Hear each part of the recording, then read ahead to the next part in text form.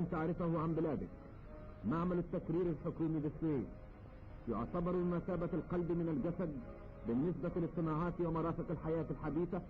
لذلك اهتم مجلس الإنتاج القومي الذي أنشأته الثورة بهذا الصرح الصناعي العظيم الذي يتزعم الآن الصناعة البترولية في مصر.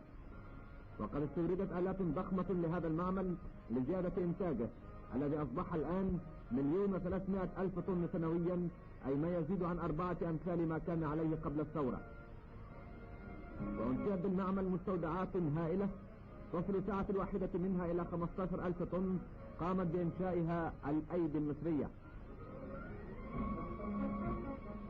وزود المعمل بجهاز ضخم لتنقية البنزين ينتج 130,000 طن سنويا.